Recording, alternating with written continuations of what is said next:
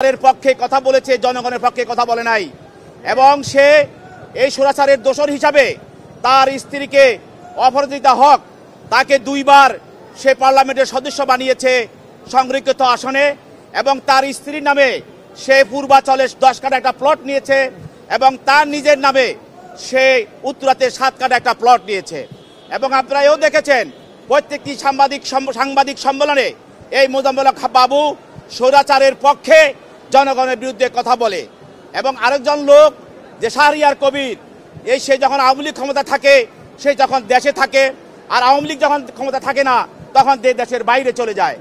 আজকে এই শাহরিয়ার কবির গত 15 বছর যাবৎ এদেশের মানুষকে হত্যা, গুম করা এবং ইসলাম ধর্মের এবং বিরুদ্ধে কথা বলা, আলেমদেরকে কটাক্ষ করা এবং আমাদের মহানবী সাল্লাল্লাহু আলাইহি সাল্লামকে কটাক্ষ করা, সবকিছু তার প্রতিদিনে তার কাজ ছিল। এবং সেইভাবে একজন নাস্তিক হিসাবে, ইসলাম বিদ্বেষী হিসাবে সেই স্বৈরাচারী হাসিনাকে সে সহযোগিতা করেছে। 250-টিরও বেশি ডিজাইন অপশন নিয়ে ওয়ালটন স্মার্ট ফ্রিজ, বোঝে আপনার প্রয়োজন। এই দুইজন আসামিকে বিজ্ঞ আদালতে তদন্ত কর্মকর্তা উপস্থাপিত করেন এবং করেন একটি হত্যা মামলায়, যে হত্যা মামলাটা হয়েছিল শান্তিনগরের মোড়ে। সেখানে লিজা আক্তার নামে একজন আন্দোলনকারী, ছাত্র জনতার আন্দোলনকারী সে নিহত হয়। এই গুলিবিদ্ধ হয়ে নিহত হয়। এই নিহত হওয়ার পিছনে এই দুইজন আসামি প্রাথমিক অবস্থায় তদন্তকারী কর্মকর্তা তাদের জড়িত থাকার বিষয়টা নিশ্চিত করেন এবং নিশ্চিত করার পরে তাদেরকে জিজ্ঞাসাবাদ করার জন্য এই হত্যার পিছনে আর কারা কারা জড়িত আছে এবং এই ইন্ধনদাতা কারা আছে, হুকুমদাতারা কারা আছে, নির্দেশদাতা কারা আছে এবং কাদের কারণে এই হত্যা সংঘটিত হয়েছে, এই সব বিষয়গুলিকে আরও সামনে আনার জন্য, তদন্ত করার জন্য তদন্তকারী কর্মকর্তা 10 দিনের রিমান্ড প্রার্থনা করেন।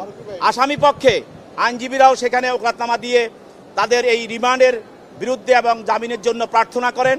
বিজ্ঞ আদালত উভয় পক্ষের শুনানি অন্তে এই আসামিদ্বয়ের বিরুদ্ধে 7 দিনের রিমান্ড মঞ্জুর করেন। আর একজন আসামি আপনারা জানেন শ্যামল দত্ত, তাকে আরেকটি মামলায়, সেটা হলো বাসানটেক একটি হত্যা মামলায় তাকে আদালতে উপস্থাপিত করা হয়। এই মামলার যিনি মারা যান, নিহত হন আন্দোলনকারী ফজলু, এই ফজলুকে গুলি করে হত্যা করা হয়। এই মামলায় শ্যামল দত্তকে এজাহারভুক্ত আসামি হিসাবে আজকে আদালতে উপস্থাপন করা হয়। শ্যামল দত্ত আপনারা জানেন যে সে সাংবাদিকদের নামে শেখ হাসিনার প্রত্যেকটি গণভবনে প্রেস কনফারেন্সে সে সাংবাদিকদের লিস্ট তৈরি করত এবং কারা কারা সেখানে থাকবে সে নির্ধারিত করে দিত। ইভেন কি এই মামলার যে আসামি ছিল আহমদ সুবহান এবং তার ছেলে, তাদের মাধ্যমে আন্দোলন দমনের জন্য টাকা সংগ্রহ করেছিল এই শ্যামল দত্ত এবং সে টাকা বিলি করেছিল এই শ্যামল দত্ত। সে আজকে দাঁড়ি ফেলে দিয়ে সে এবং মোজাম্মেল একসঙ্গে তারা ভারতে পালিয়ে যাওয়ার চেষ্টা করেছিল। যাওয়ার পথে তাদেরকে গ্রেপ্তার করা হয়। এখানে আরেকটি কথা বলে রাখি যে মোজাম্মেল হক বাবু তিনি একদিন কনফারেন্স সাংবাদিকদের বলেছিলেন যে আমাদের দেশের মন্ত্রী এমপিরা জয় বাংলা জয় হিন্দ বলে না কেন? সে ভারতের মন্ত্রীরা জয় বাংলা জয় হিন্দ বলে, তাহলে আমাদের দেশের এমপি মন্ত্রীরা জয় হিন্দ বলতে বাধা কোথায়? এই হলো এই দেশে একটি পরদেশের এজেন্ট এবং এছাড়া এই দেশের থেকে পরদেশের তারা এজেন্ট হিসাবে তারা এখানে কাজ করেছে। অতএব এই মামলায়ও বিজ্ঞ আদালত উভয় পক্ষের শুনানি অন্তে শ্যামল দত্তের বিরুদ্ধে 7 দিনের রিমান্ড মঞ্জুর করেন।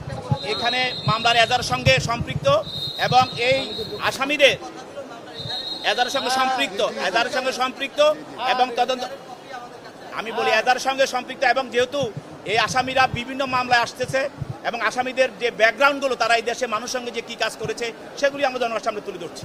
এই মামলাগুলো হত্যা মামলা, হত্যার বিষয়ে আলোচনা করা হয়েছে এবং একটি কথা মামলা বলেছি যেটা টাকা পয়সার ব্যাপার, সেটা অলরেডি এই এজাহারে আছে, আহমদ সুবহানের কথা বলা আছে। আর যে বিষয়গুলি আমি অন্যান্য যে বিষয়গুলো বলেছি জাতির সামনে এদের বিভিন্ন যে 15 বছরের কার্যক্রম সেগুলি আমি তুলে ধরেছি।